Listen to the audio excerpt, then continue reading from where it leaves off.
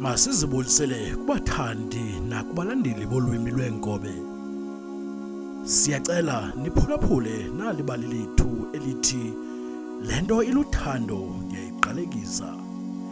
Elibali libhalwe nguAvuyile Qhinga eCofimvaba. Ezo nixhobisa ngobungozi nemeko ulutsha elizibona seligaxeleke kuzo ngenxa yothando. Elibali lilungiselelwe kumagumbo sasazo iCofimvaba FM Youth Waves. Kusekuseni uMbali uvula ifestile kowabo.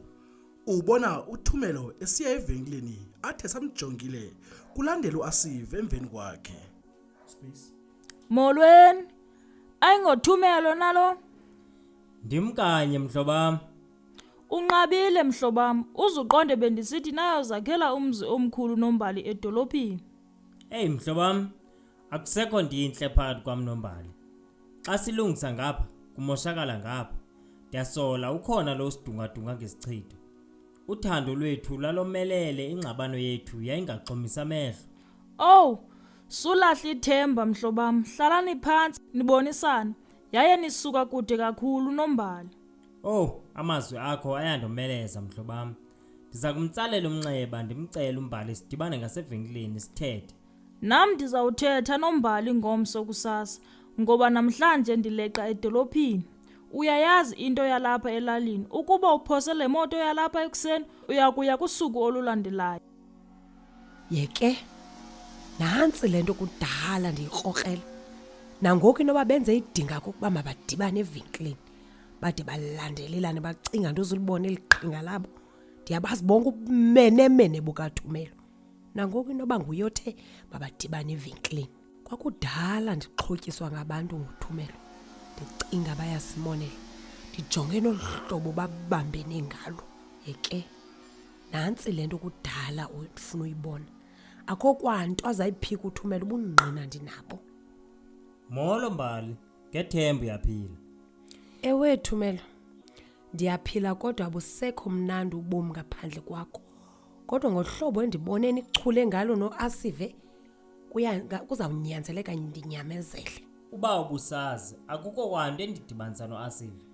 Uyayazi Mbali, kusukela kudala sizovana noAsive. Ndiyawazi onke amaqhinga akho Thumelo. Nalaa ntombi wawukhe wanayo ihlala ku-A apha eJoseph, wayiphika wenza lento. Andisazothuki neenyembezi zakho ngoba zigcwele ubumenemene. Hayibo Mbali sithandwa, ndakuthembisa nje ukuba ndinakuze ndiphinde ndikukhathaze. Ndizamile ke kweso sigqibo nangoku. Uyawuqhatha izifombo. Mna khonto ephuma kuwe nophinda ndiyikholelwe.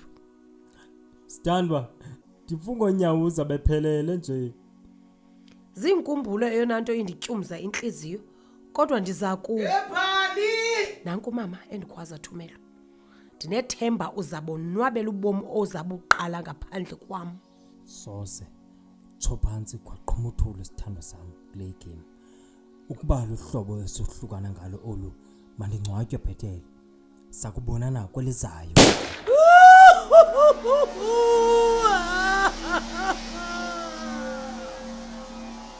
Thumelo! Yintoni isikhalo esingaka? Yintoni mntanam? Mama uThumelo uzidubule. Ingaba mna ndisehleleleni kwelihlabathi.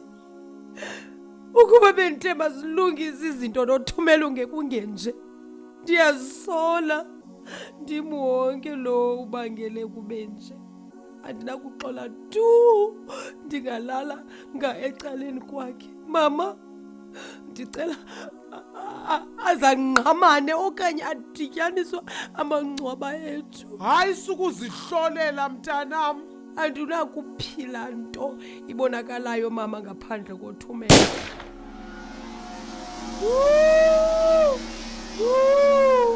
Izani bantu, into enzayithini nale yabantwana. Ncedani, yini abantwana bam.